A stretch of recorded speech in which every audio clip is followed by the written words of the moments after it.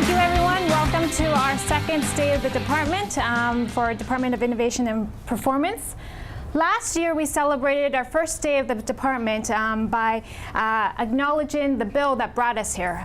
Through a unanimous vote by City Council under Mayor William Peduto's leadership, we were recognized and officially formalized as the key institution that serves to look at technology, sustainability, and performance initiatives both internally within the city and externally citywide.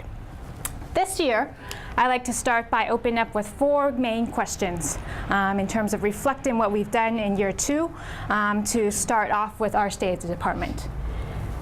The first question posed is to think about how best we can provide top customer service. At the end of the day, our core origin story is IT operations, and dependent on whether it is just a software change or a install on a software or a password change or an install on a software or something more complex in terms of our networking. We are the first point of contact. This is an example of a process map that takes you from a challenge to resolution. And you don't have to be too knowledgeable or familiar about this to know that this is actually pretty complex. And it can be very frustrating at times for the customer, the end user, that wants to just essentially have the problem addressed and the solution done. So we've worked really hard within the past year to try to systematically address these and address these pain points. So at the end of the day, whether it is a very simple problem or a more complex problem is addressed in terms of streamlining both the number of steps that are involved, the people that are involved, and the time it takes to go through each step.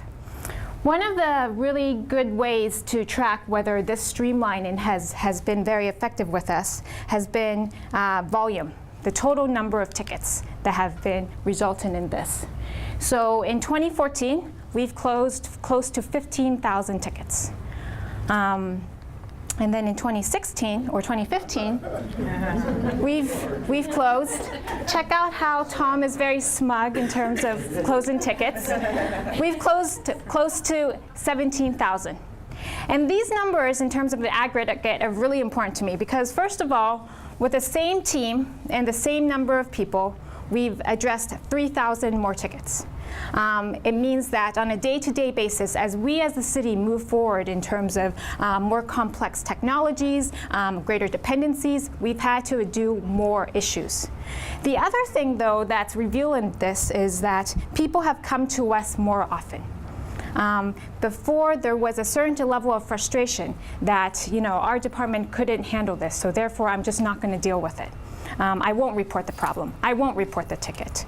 But because we've slowly built and rebuilt that trust, we've slowly tried to regain addressing a number of different tickets.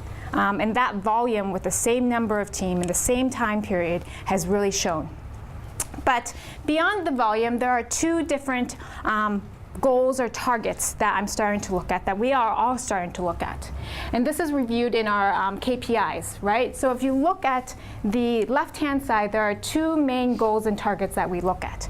The first one is how many tickets are addressed at that first point of contact at the help desk level. So if I am a customer, I want to be able to call someone and I want to be able to have this resolved at that point in time. I don't want it to be transferred to anyone else. I don't want someone else to call me back in even a couple hours, let alone a couple days. I want the help desk to be able to fix it when I'm talking to them and able to reach them.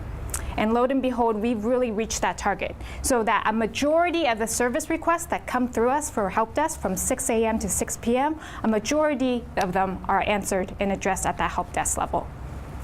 And this is a really powerful statement because that means we've spent the past year really building the documentation, the knowledge, and the training to provide the help desk representatives that type of service that's provided at the customer level. The second KPI or target that I look at is the number of days it takes to close a ticket. At the end of the day, not everything can be dealt with at that first point of contact, but if it can't, how quickly can it be resolved? We want this to be resolved in a very timely fashion, and we want to be able to count the number of days that it can And again, we've kind of really moved forward on trying to close the number of days each of the tickets are resolved. But on the flip side, it's not enough that we think that the ticket is resolved or we are satisfied with it. What does the end user, what does the customer think? You know, are they satisfied? Are they happy with our service and performance? So we started putting out some surveys.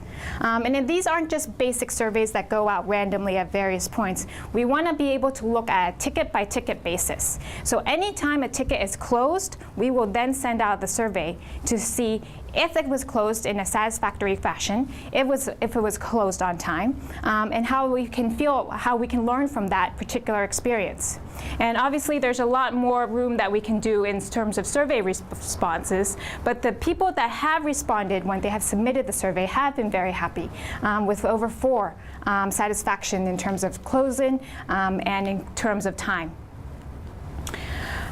Another project I want us to talk about is the hardware and printers. We've really moved forward on consolidating personal printers because at the end of the day, personal printers are not the most efficient in terms of the quality of work, but also the amount of time and the amount of money that's spent. Throughout the years, we spent over $100,000 in toners alone, let alone the printers themselves. And we've really moved forward in terms of replacing these personal printers to printers that are shared within a community or a team space, and really moving forward in terms of default settings on duplex, copy, and black and white. This is a really good example I want to highlight of our teams working together. So what seems like a really strong tech project in terms of just getting the printers installed and replaced, and also moving forward in terms of default settings, is actually one that's combined with our sustainability team. So it's thinking before you print, thinking about the training, thinking about the sustainability, the paper costs. So our tech team works very closely with our sustainability team in trying to drive that office behavior and that change of culture going forward. Another project that you don't normally notice in the back end is that we really sought to systematically replace a lot of the network switches and replace them with and do upgrades with Meraki wireless devices. What this means is that at an individual level, I can now see internet usage, bandwidth, and access on a day-to-day basis, and be able to shape and control internet bandwidth through this dynamic sequence. So we're not only just needing to purchase additional bandwidth at the peaks, we're able to kind of see where the low points are and adjust accordingly. This has been able to produce a lot of cost savings in terms of our back-end internet usage. I've always said that it's really important to realize that day in and day out, we have a network team that's working 24/7, addressing a lot of issues, many of which you don't realize or don't know because they are just doing it. They're just doing their job. And you won't notice until something happens, but there's a lot of good things that are happening day in and day out in which they're addressing. And internet bandwidth and network monitoring is a really good example of that. Our business intelligence is also moving forward. Per the mayor's vision, we've really moved forward centralized IT operations. So before, what you've seen is that a lot of departments were just purchasing software on their own accord. And there wasn't a lot of collaboration and cost savings resulting in different pieces of software. In some cases, we underutilized software. In other cases, we've forgotten about it. And we sought this year through business intelligence to really consolidate software so it's in one centralized point where we know each software has a corresponding piece of legislation, it has the contract, it has the contact details of both the vendor and the users, and we know how the software is used, what problems or challenges the software has, and going forward how best to maintain the software, whether to keep it, whether to replace it with a new RFP, or whether other departments can use it as well. So we've really sought to systematically control our software and really apply it and take it to the next level. Now when software expires, it's not something that we're reactively trying to deal, but we're trying to deal with it 6 months ahead of time and working with the departments on how best to address it. 311 remains our core customer service external point of contact. as you all know, it is the heart of their motto in terms of how best to help you and our external city residents. And you can see how at the end of the day, despite the different increased emphasis that we put on social media and increased sophistication in terms of our web portal, at the end of the day, people still like to listen and call someone and hear a phone. Listen to a voice, speak to somebody.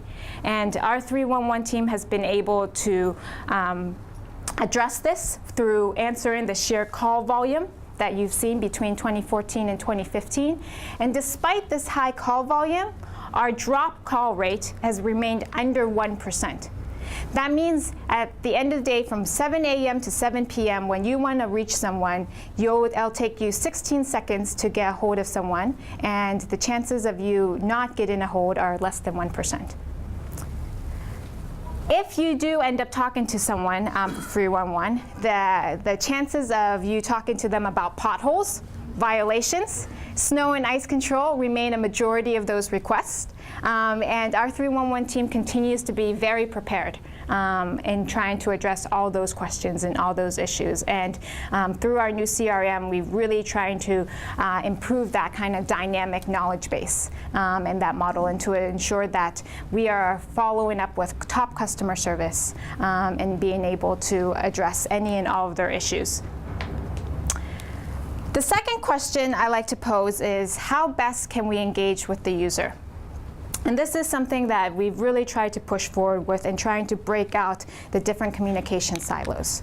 Whether it is the city cable team, the web team, social media, or the print shop, any type of communications technology you use needs to be consistent, up to date, and being able to deliver it across. So we realize that the people that watch city cable might not be the same people that tweet, or that even within the same person, we might use different communication mediums in the morning when I watch city cable channel versus in the evening when I want to go through the website. We want to be able to provide that type of information across any platform and be very consistent about it. So from the city cable channel, you've seen that we've really moved forward on improving the number of hours, increasing the number of hours that have come on the city cable channel, but also really pushing unique programming. Over 200 different independent original programming that has come across. You don't necessarily need to live in the city of Pittsburgh to watch our city cable channel. You have live streaming and also our YouTube channel that means that you can watch. One of the most popular YouTube segments has been the Greenfield Bridge implosion with over 8,000 views, followed by the Pirates playoff rally. These are things that go beyond council hearings or meetings, but really are a testament to the cable team being out there covering news events, covering what's going on in Pittsburgh. Subsequently, our State of the Department rounds out within the top 5 in terms of YouTube views. So thank you all for watching and rewatching the city cable channel. And my mom is not the only one watching it, so it's good. So with cable also is undergoing a lot of major renovations that are happening. We've really wanted to move forward from the circa 1980s cable team that you might have been familiar in your high school AV class to really as moving forward in terms of a 21st century cable team. You know, where you can do the editing, where you can do the productions, where what you expect in watching other programming is happening in our city cable channel. And that's kind of upgrade that's happening not only on the city council chambers, but on the 9th floor is happening at a phenomenal pace. And we're really excited.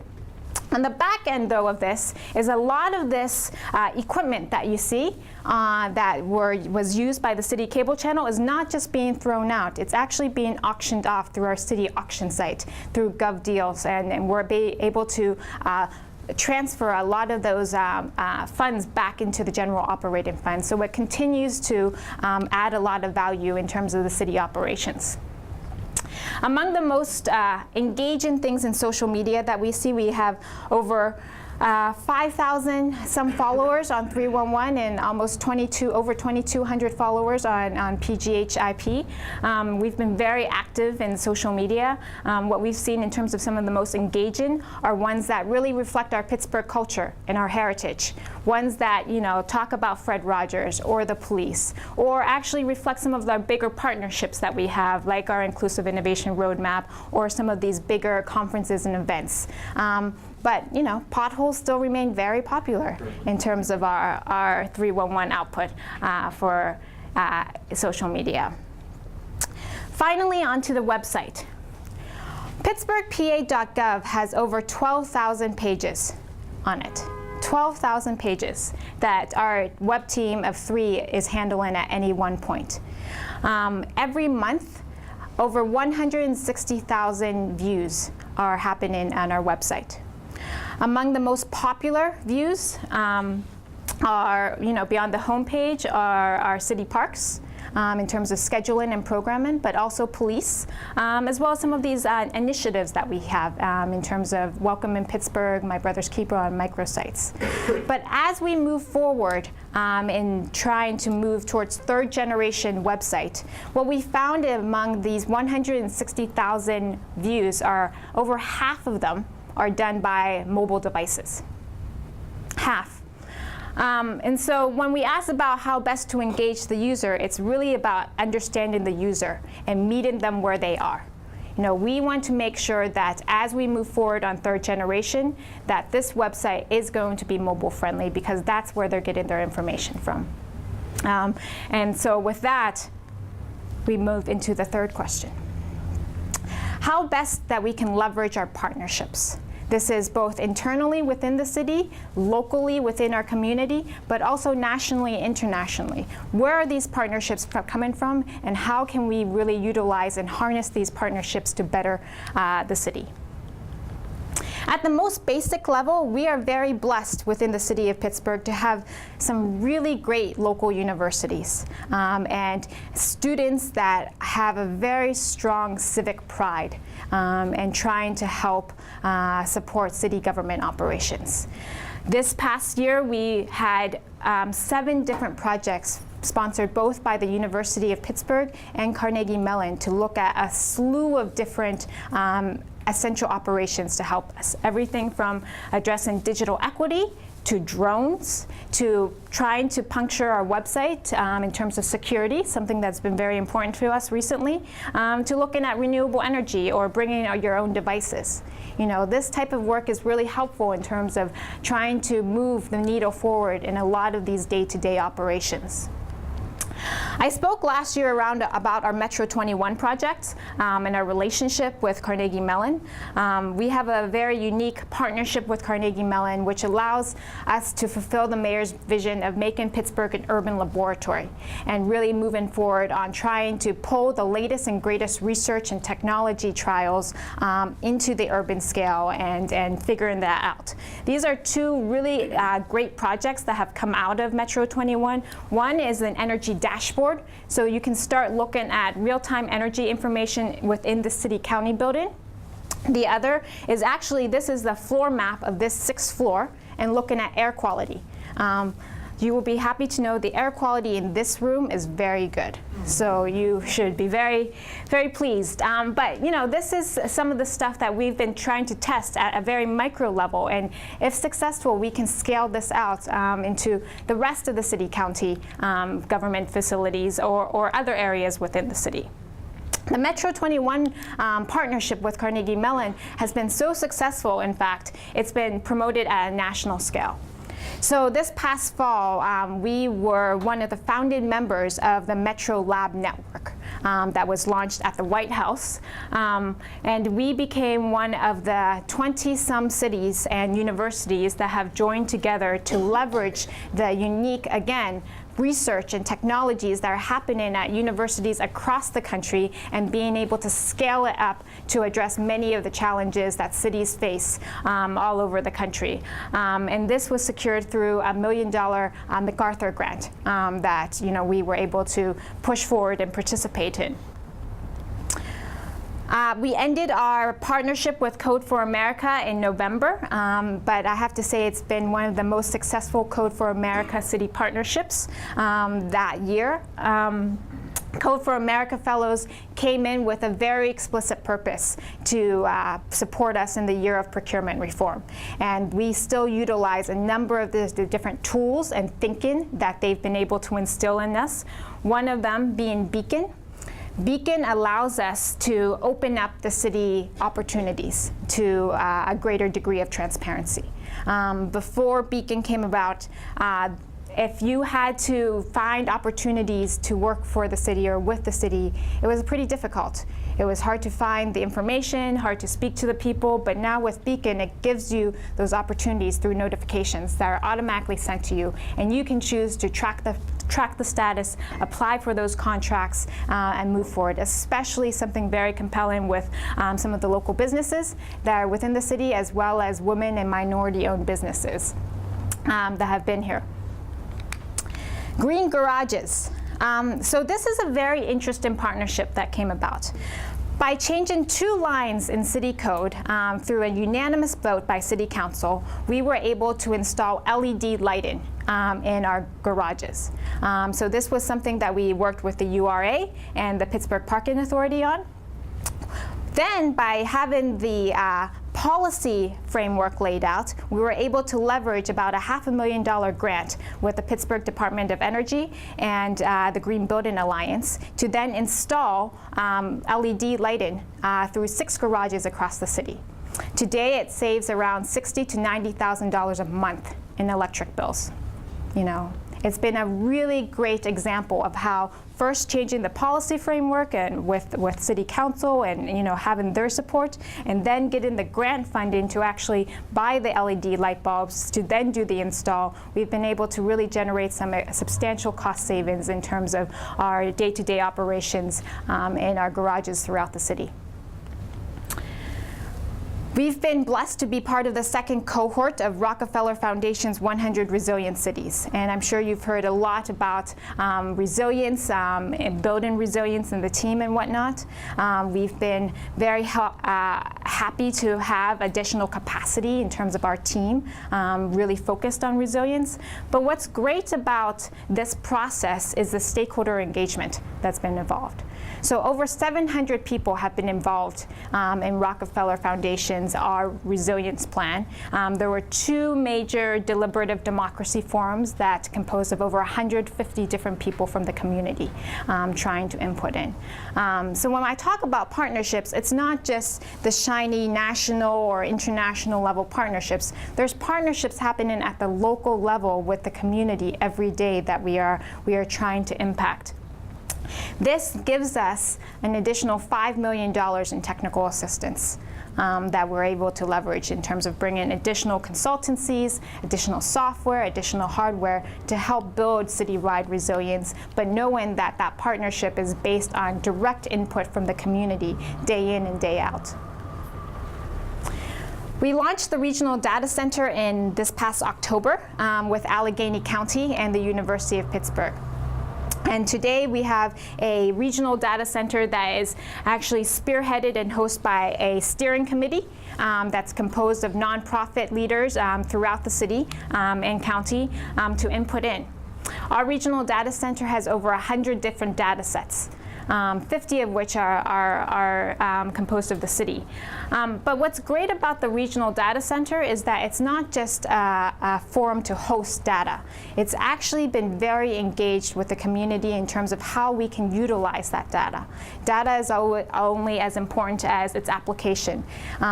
There have been 85 separate meetings that the regional data center has hosted or been part of, so they can collect information on what people want to see in their data, but also know how they want to apply this data going forward.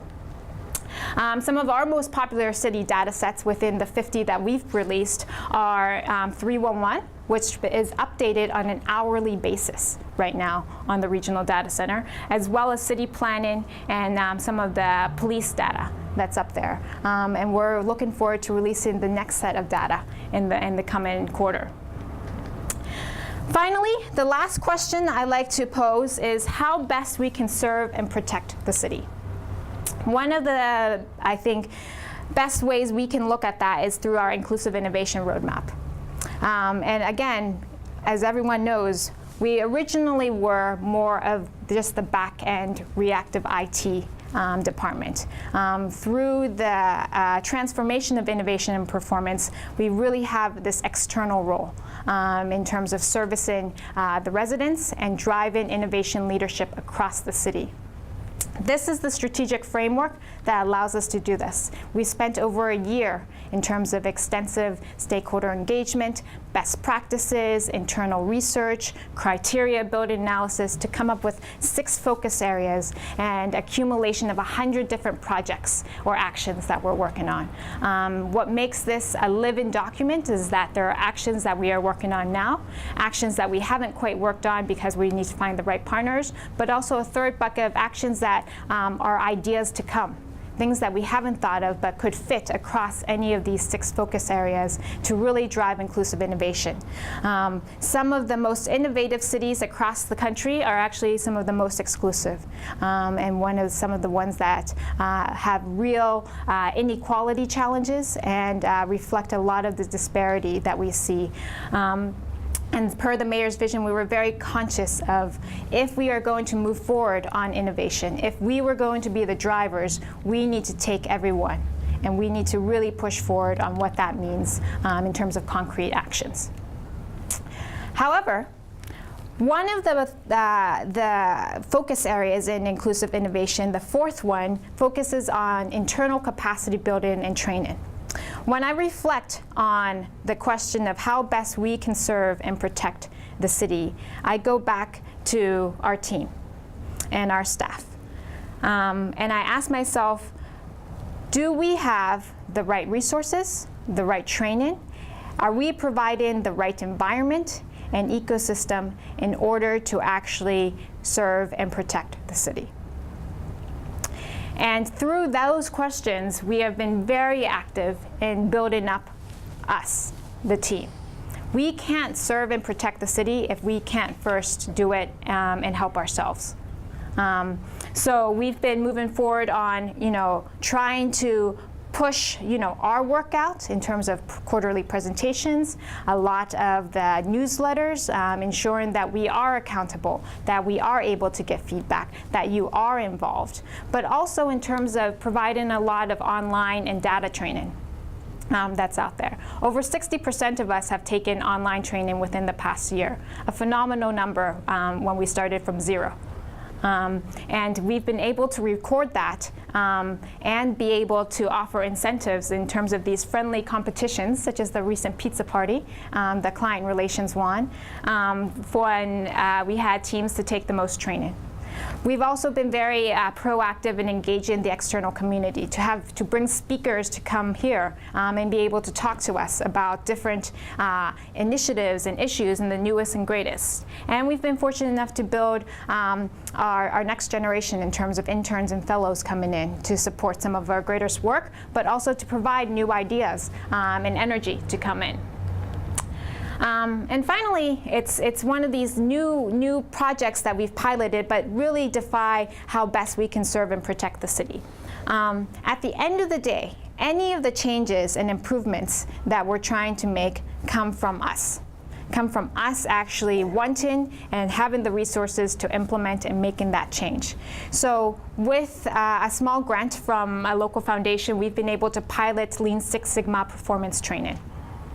And that is with our department, the Department of Public Works, and the Department of City Parks coming in and identifying 4 projects that the team has been able to combine together with subject matter experts, the people that know day in and day out the processes and the outcomes of the project, with a team of analysts coming in to do the number crunching and the further analysis. What we found is that this is a really powerful combination, because ultimately the recommendations that the team comes up with are the same same recommendations that the team's going to have to implement and continue to engage. And what better than to have the experts be in this process at the very start. The pilot project is going to end in March, and we're looking forward to having the next class start in May. But having the same kind of principles in terms of empowering subject matter experts to be the very ones to be asking the questions on how best do you think we can improve upon this? You know this better than anyone else. Please tell us. So I end with those 4 questions. How to provide top customer service, how to engage with the user, how to really leverage partnerships, and how to best serve and protect the city. Noticed that I didn't really outline any individual team as much as I did last year. Because at the end of the day, it really doesn't matter how we internally are structured, whether it's this manager overseeing us, or this deputy overseeing us, or our day-to-day administrator. These questions cross all of our different subunits in our teams, and it's really important that our work is reflected that way. It's really important that we are thinking not only in terms of essential operations, value-added projects in terms of moving those essential operations forward, but also internal operations versus external engagement. You know, that common matrix that keeps circulating is really important in terms of how we address this. Going into year 3, we have lots of very exciting things that I don't want to dwell more into, but it means that our work isn't done. It means that we've continued to still move forward and do everything from looking at and planning for 311 Day and Inclusive Innovation Week that's coming up, to the broader reforms around IT security and OTRS reform, to thinking more about our stats partners and our regional data center partners and resilience plans, to thinking more about Wi-Fi within city parks. There's tons of things going on in year 3 that we are planning and engaging with, and I don't want us to think that the work is done, but I think it's important to spend a little bit of time to celebrate all the work that we've done within this past year, and reflect a little bit upon that. I'm going to end with this short video. And probably this 2-minute video does a much better job summarizing what I just said in the past hour or half an hour, but I think it's important for us to see this for ourselves. This February, the Department of Innovation and Performance will celebrate its 2nd birthday. Within these 2 years, so much progress has taken place. And with each passing day, we get one step closer towards fulfilling our vision of transforming Pittsburgh into a world-class city through intersections of technology, sustainability, and performance, and to foster a culture of people-centric innovation and accountability at all levels and sectors of society. That vision, however, is just words on paper without a hard-working team to bring it to life. The Department of Innovation and Performance is currently made up of over 70 people. From client relations to financial systems to data and analytics, our team supports city operations day in and day out. Our help desk is the first point of contact for all IT support and took in over 16,000 service requests in 2015. Our administration team covers everything from the purchase of equipment to payroll, and our cable team's coverage was comprised of over 500 hours of City Channel Pittsburgh programming, including the production of 211 new and original independent programs, ranging from city council meetings to various city events and activities. Several key initiatives were launched this year, including the Roadmap for Inclusive Innovation, the city's strategic plan to drive equitable access to innovative ideas, technology, and services throughout the city. The Western PA Regional Data Center, which makes public information easier to find and use. Since its launch in October, over 50 data sets have been released. Our Code for America Fellows created a few applications to support our year of procurement reform, including Beacon, which tracks city opportunities for businesses. From potholes to snow, it took the 311 team around 16 seconds to answer a call with a less than 1% drop call rate. We are honored to be one of Rockefeller Foundation's 100 Resilient Cities, as well as a founding member of the Metro Lab Network, forging closer university-to-city partnerships. 2016 promises to bring even more exciting prospects, challenges, and opportunities. This is just the beginning. Happy birthday, IMP. Днем рождения! 我冇猜是古希尔的那些。生日了。生日快乐！ Happy birthday, IMP.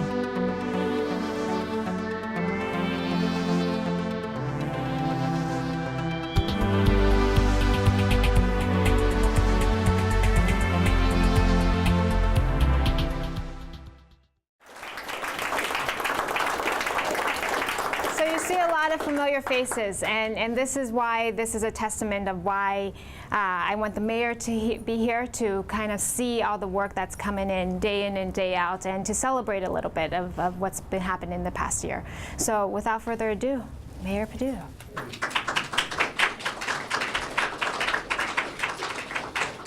I only have one question. How'd you get Moby to let you use that song? You know, the whole idea of a government IT department is basically going to be as antiquated as a VHS tape. The concept that a department basically serves to be able to handle the technical hardware and software of a city has basically been replaced. And there are a few cities in this country and in this world that have understood that. And Pittsburgh's one of them because of the work that you guys are doing. The concept of combining technology, sustainability, and performance is unique. You're the only department in this country that I know of that has basically taken on the three challenges and put it together to be one mission. Asking the questions of not only are we providing the best service back to the customer, but are we doing it in a way that's sustainable and in a way that allows us to be on the 21st century. It's part of the DNA of the city now. And it's not only within City Hall, but throughout Pittsburgh, you're starting to see that change, and why companies are starting to look at this city as a global innovation city. So I just wanted to come by to say thank you, to make sure that you understand what you're doing is being looked at around this country and around this world. Mayors and other city governments want to try to get a better understanding of how it is that you're able to pull it together. It's definitely a team effort. And as each of you play a different role within it, it sort of comes together to provide that final product. You know, you study in school the role of government is to be able to provide services to people. We're the largest public service part or a social service agency within this city.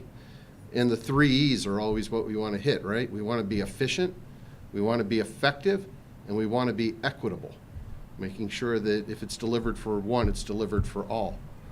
What you guys have done is taken it to a whole different level and have made sure that not only are the 3 E's being hit, but are we doing it in a way that will be there for the long term? Are we thinking about the future? And are we creating the technology to be able to deliver it? So happy birthday, folks. Celebrate. So, Mayor, before you leave, just so everyone knows, the video that you see will be posted on our website and obviously on our YouTube channel, but it'll be also sent out in an e-card that we're going to send out to the greater community so they can celebrate with us. And similar to last year when we had polo shirts, this year we have hoodies, so everyone has, and this is the mayor's hoodie. So he's going to be wearing innovation and performance. You can see how sleek it is, and it's black and gold, so you know. So the mayor will have his own very own innovation and performance hoodie, as well as all of you, to celebrate this year. Team. Yes. Thank you so much. Thank you.